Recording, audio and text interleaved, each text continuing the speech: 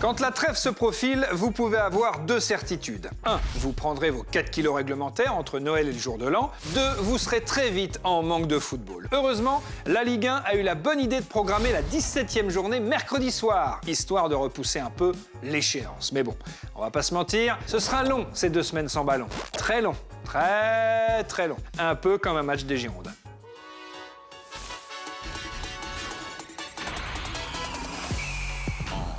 I know you're a superstar, a supernova shining, you can see from super far. Parfois, il vaut mieux écouter un match plutôt que le regarder. Les actions semblent plus belles, les frappes paraissent plus puissantes et les gestes techniques plus techniques. C'est ce qu'on appelle la magie de la radio. Et c'est très efficace, surtout quand le match en question est un peu décevant. Hier, Abdoulaye Sarr avait senti le coup. Il a suivi Lille-PSG aux côtés des commentateurs radio. Résultat, contrairement à nous, il a passé une super soirée. Ce soir, très très belle affiche.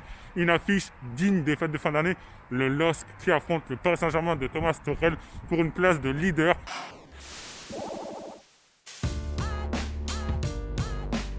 Salut Benoît, comment tu vas? Salut, ça va?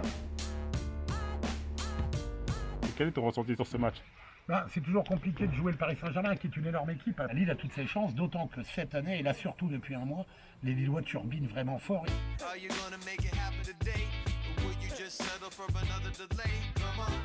LOSC ou PSG ce soir? À PSG, évidemment. Il y a un énorme enjeu, il y a de la tension, c'est 2 attaques de feu, donc on espère voir des buts et je pense qu'il y aura des buts, ça serait étonnant qu'il n'y en ait pas. Et bon, Niel, le coup d'envoi de ce LOSC PSG vient d'être donné. Sur le corner, il est frappé, pied droit. Mike Maignan, quel envol! Côté parisien à la récupération avec cette balle qui vise dans l'intervalle. Ça fait 20 minutes que le match a débuté. Pour l'instant, il ne se passe pas grand-chose. Yilmaz qui a décroché, qui va porter un peu le ballon, non, il le perd, non. La belle interception de Florenzi sur le côté droit. Oh là, il y a du monde! Oh l'arrêt de la main! Oh l'arrêt réflexe de Mike Maignan sur sa ligne! Oh là là là là! Quelle est ton analyse sur cette première mi-temps? Eh ben, un PSG plutôt rassurant. Mais si ça continue comme ça en deuxième mi-temps, franchement, ça peut le faire côté parisien. Allez, c'est reparti avec une première possession de balle parisienne sur la gauche. Di Maria qui est passé, qui rentre dans la surface, le centre, juste devant le but. Ah, personne n'a pu la toucher, ça file, allez, c'est pas fini. Allez, on pousse côté ça parisien. Florenzi, le centre. Oh, il rate son centre là, il le met directement 6 mètres. Qu'est-ce que c'est que ça? Le but côté lillois, c'est de tenir. Les Parisiens ne pourront pas faire une mi-temps complète sur ce rythme. Yilmaz qui arme la frappe. Oh, attention, ça passe juste à côté. Oh, le ballon qui passe devant le but. Bon, mes chers amis, c'est la 73e minute de jeu. Il y a toujours 0-0. On n'a rien à se mettre sous la dent. S'il vous plaît, faire rentrer Mbappé, j'en sais rien. Sur les écrans de contrôle, Kylian Mbappé qui a enlevé le masque. formateur. Et ça, c'est peut-être un bon signe. Attention, la contre-attaque, la très grosse contre-attaque. Attention. Oh là là, c'est bien fait de la part de Yilmaz. Attention, il y a un 4 contre 3 à jouer. Ah oui, il y a un coup à jouer là. Est-ce qu'il va être premier? C'est un de Bourak. Bourak Qui va au but tout seul. Oh, le tacle. Oh, que c'est bien fait. Oh, le tacle excellent de Kimpembe. Comment c'est possible? Presnel Kimpembe du bout du pied. Ah, c'est incroyable. Il y avait un 3 contre 1. Burak Yilmaz, il part plein axe. Oh là là, quel geste. Mais Kimpembe qui s'est sacrifié. Regardez, il a même du mal à monter sur le bord. Regardez comment il a mal. Et c'est fini. C'est terminé. On va rester un petit peu sur notre force. Paris n'a pas perdu, mais Paris n'a pas gagné. C'est vrai. Et Paris n'est toujours pas le patron de ce championnat de France de football. Comment vous analysez cette rencontre? C'était difficile, Paris a fait un gros match, à la fois sur un plan tactique mais aussi sur un plan technique avec beaucoup de possession de balles. Je suis très content, on a vu une équipe très très forte, très disciplinée, avec beaucoup de qualité, très concentrée sur les 90 minutes, avec une Marquinhos sur un niveau extraordinaire. Vous avez vu le tacle de Kimpembe de Fresnel, comment il a fait? Exceptionnel le tacle. Malheureusement il s'est blessé, mais le tacle Il a justement tout donné pour qu'il n'entraîne pas le but. C'était notre dernier défenseur contre 2-3 attaquants. Et il a fait ce qu'il fallait. Les amis, je vous dis à la prochaine, je vous souhaite une très belle soirée et surtout d'ici là, de très très belles fêtes de fin d'année. Allez, salut les amis, ciao.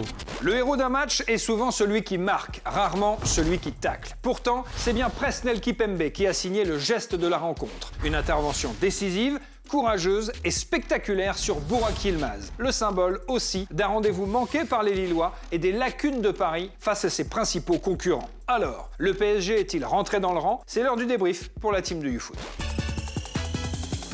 On parle d'une équipe qui a fait 8 fois champion sur les 10 dernières années. Ils ont dû marquer plus de 800 points en championnat sur la période. Ils ont marqué quoi, 15 000 buts. J'exagère à peine. Quoi qu'il se passe, on va forcément dire que c'est décevant. Non, ce n'était pas un PSG décevant. C'était un PSG rassurant. C'est ouf de dire ça. Je trouve difficile de dire que le PSG a été décevant. On a eu un milieu de terrain qui, je trouve, a été peut-être le meilleur milieu de terrain parisien depuis le début de la saison. Il y a la qualité technique de Verratti et de Rafinha dans l'entrejeu. Ça aussi, c'est un bon point positif sur lequel il y a peut-être à construire pour la suite. Il démarre cette rencontre sans Neymar, sans Mbappé et sans Icardi. Donc, faut pas non plus après trop en demander. Moi, j'étais contre le côté, Neymar-Mbappé dépendance. Ça me paraissait complètement ouf. Et en fait, je suis un peu forcée de constater que ces gens-là avaient un peu raison. Après, c'est sûr que, en tout cas, l'une des raisons principales qui explique que le championnat soit aussi serré et que le grand gagnant de la journée soit Lyon, c'est que Paris a très mal négocié ses 3 premiers rendez-vous avec les gros du championnat depuis le début de la saison. C'est vrai que contre les 2 concurrents majeurs du Paris Saint-Germain, tu marques aucun but, ce qui est quand même assez problématique. Ouais, mais alors tu vois, est-ce que c'est pas le mieux qu'on puisse avoir, le 0-0, c'est-à-dire le duel des titans, où en fait tu t'en sors pas avec un 5-4, avec du but partout, parce qu'en fait ça résiste. Mais est-ce que Paris se dit qu'il y a des autres gros par rapport à eux dans le championnat de France? Je suis pas sûr. Donc non, Paris, pour eux, il n'y a pas de gros, il y a une gestion. On pourra commencer à parler d'un problème de Paris. Paris n'y arrive plus en championnat s'ils sont décrochés, mais c'est toujours pas le cas. Je pense que le PSG peut être heureux aujourd'hui de se dire qu'en championnat, ils sont là où ils sont, qu'ils ont qualifié tant bien que mal pour les 8e de finale de la Ligue des Champions et qu'ils auront traversé cette deuxième partie 2020 hyper exigeante physiquement et hyper incertaine en étant encore proches de leurs objectifs.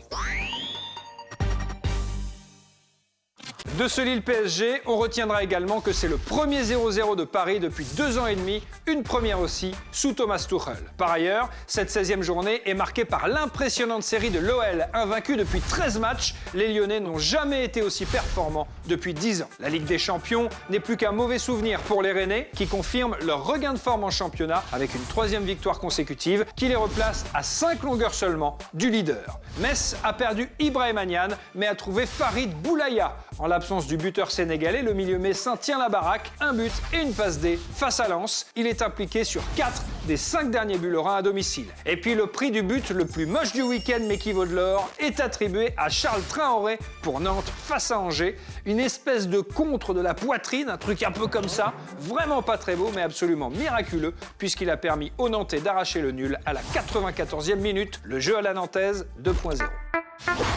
La Ligue 1 n'a pas que du talent, elle nous réserve aussi bien des surprises. Cette semaine, par exemple, elle nous apprend que si Ander Herrera n'avait pas été footballeur, il aurait pu être géo au Club Med.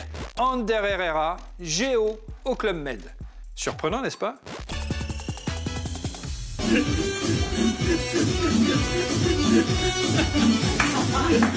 Promo, manif et VR, c'est parti pour le Social FC.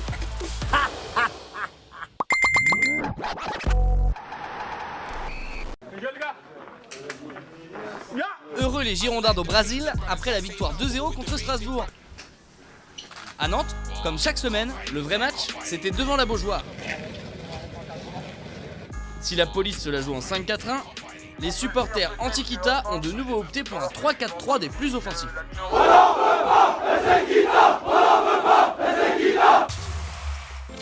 Noël, c'est dans 4 jours. L'occasion pour les joueurs influenceurs de se lâcher. Neymar fait une promo sur son parfum. Le Stéphanois Timothée Kolodziejczak vante les mérites de son fond de teint. Pour le Strasbourgeois Thierry Ambrose, c'est promo de test PCR. Tu restes longtemps. Et pour tout test PCR acheté, repars avec ton coton-tige dans une magnifique pochette. Merci pour ce joli cadeau. Lutèce, 1528. Alors que les locaux ont une nouvelle fois échoué en finale de Coupe d'Europe de la Soule, un renfort de poids est venu de la Castille, le chevalier Sergio Ramos.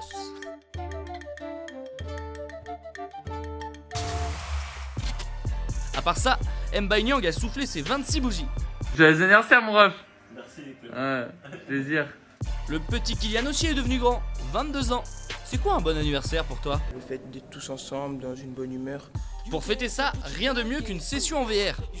A votre avis, qu'est-ce qu'il y a dans le casque? Joyeux anniversaire, Kylian. Sinon, le Dijonais Benzia se lance dans le crossfit. Aïe, magnifique. Pendant ce temps-là, on n'est pas sûr que l'angevin Ludovic Butel puisse de nouveau faire des bébés. Et c'est comme ça qu'on l'aime, notre Ligue 1. Le foot continue sur l'appli Free Ligue 1 Uber Eats avec tous les buts, tous les résumés des matchs et des contenus exclusifs. Activez bien les notifs, comme ça vous aurez plein de buts mercredi pour la dernière journée avant la trêve. C'est mieux que YouTube, c'est presque mieux que YouPorn. Ça s'appelle YouFoot et ça revient en janvier en même temps que les étrennes.